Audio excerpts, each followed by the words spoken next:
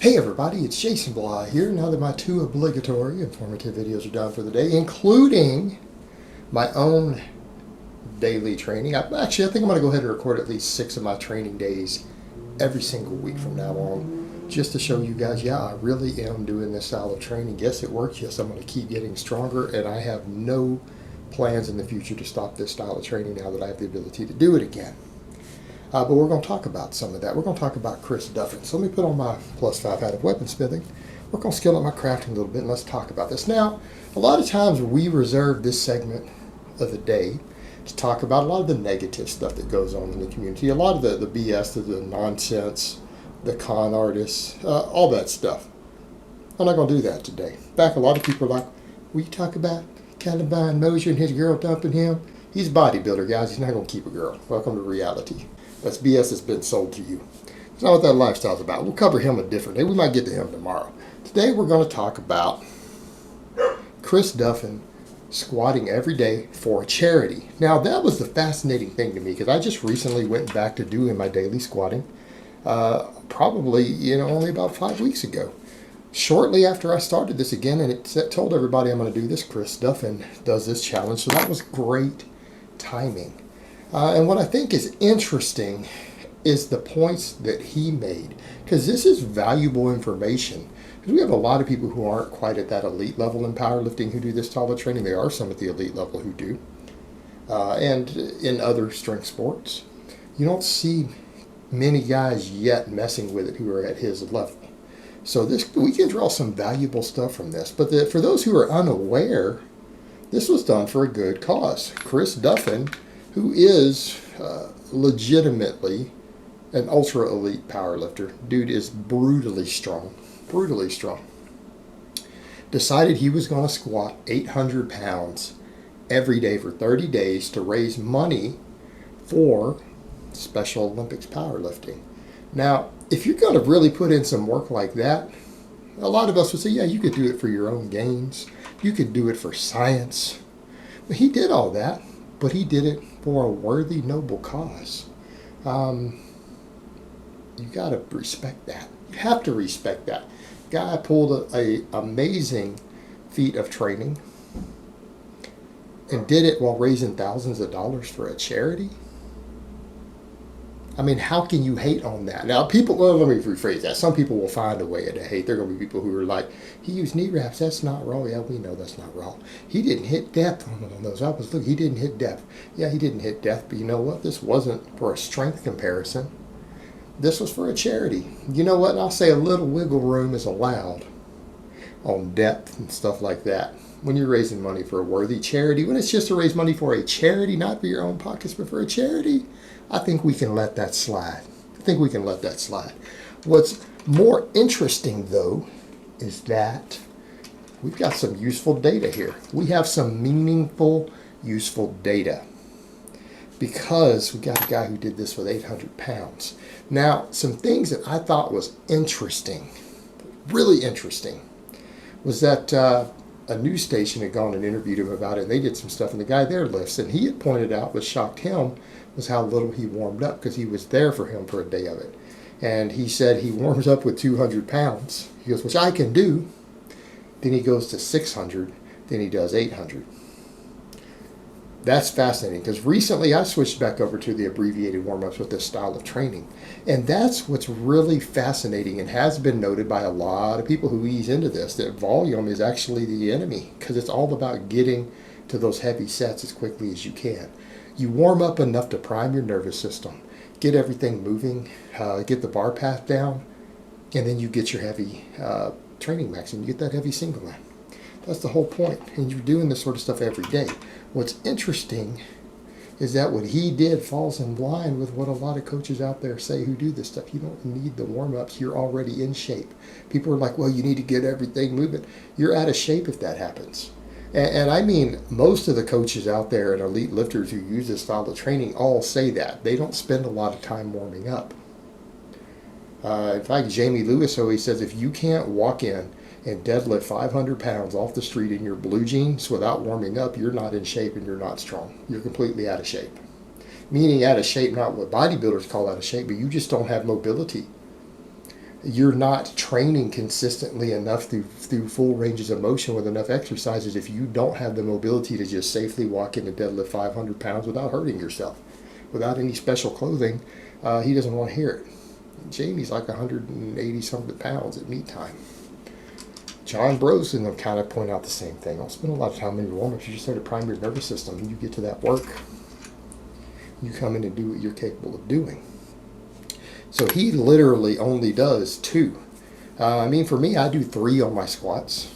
I do 3 on the squats. I do 3 singles to warm up, then I go to my peak work. All right? That's what I do. He's only doing 2. And this is a guy who's doing this with tremendous poundages. We're not talking about little jumps here. We're not talking about, oh, you know, I start at 200, then do 300. No, he goes 200. There's his warm-up. Then goes to 600. Then he jumps to 800. He did this 30 days in a row with no injuries. This guy did 800 pounds 30 days in a row with only 2 warm-ups on each of the workouts to get to it. He also took the time to document everything, record his velocities.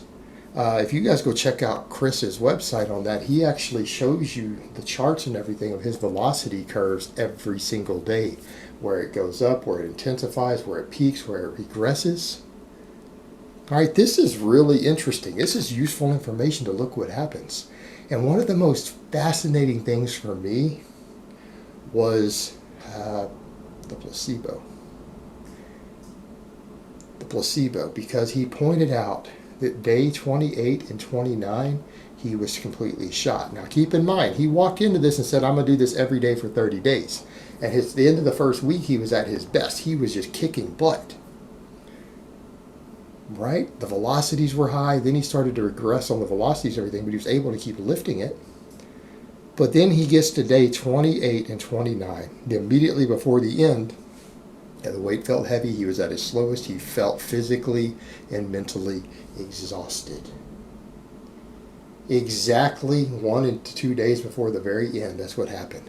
That's when he said, okay, I'm right here at the end and I have then this last day coming up. When he got right to the end, it was the hardest for him.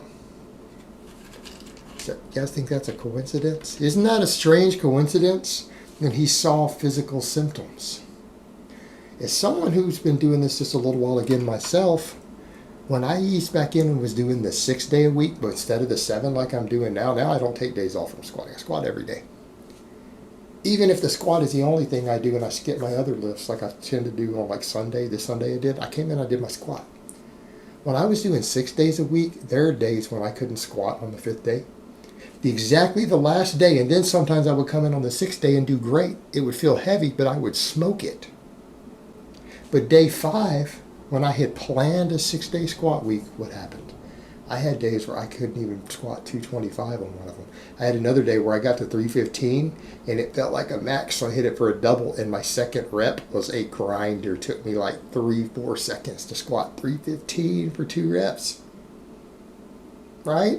And then I walk in and go back to my normal weight on the next day. When I plan a 6-day squatting cycle. When Chris planned this with a 30-day, day 28 and 29 were his hardest days. And then day 30, what happens? It so matches what I've observed with this myself. And I've talked to you guys about last week. I was talking about this. Actually, 2 weeks ago, I was telling you guys this. What happens on my 5th day when I squat 6 days a week. And he saw the exact same thing I described. He was physically in pain, exhausted, emotionally exhausted, everything exhausted. And he goes through and grinds it out anyways. Then the last day, it's easier again. Because you know this is the last squat rep you're going to have to do for the week, and then you get at least a day off. And it makes it easy because you've planned it already.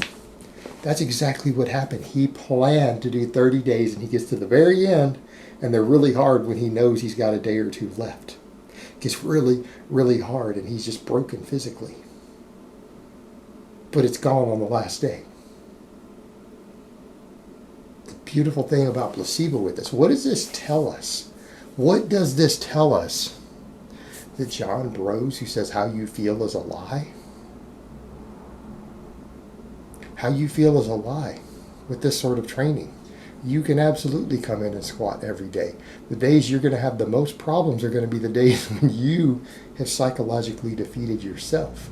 And planning days off seems to do that, doesn't it?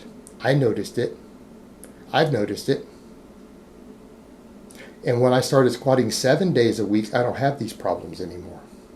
When I don't plan to take any days off, that problem goes away.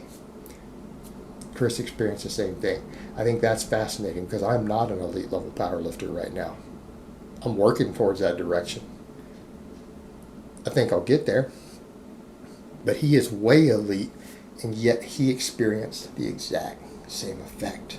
Goes to show you that even the best of the best can still be subject to the same psychological games that our heads do to us that everyone else is.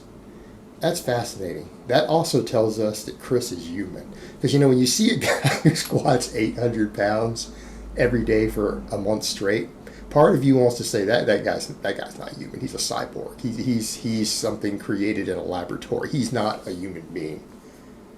But he is. He is. And we saw it right there.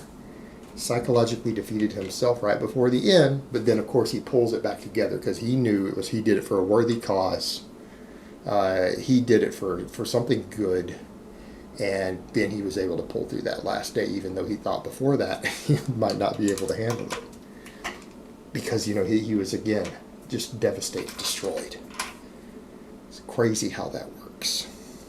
And that has a lot to do with overtraining. Overtraining does seem to have a lot to do with your mind. And what I mean by mind, what we notice, and this has been noticed by guys like Matt Perryman with his squat everyday stuff, the more you psych yourself up, the more stims you use, the more you scream and yell, the faster you overtrain, even using the exact same weights for the exact same reps for the exact same sets. There's a psychological component to overtraining.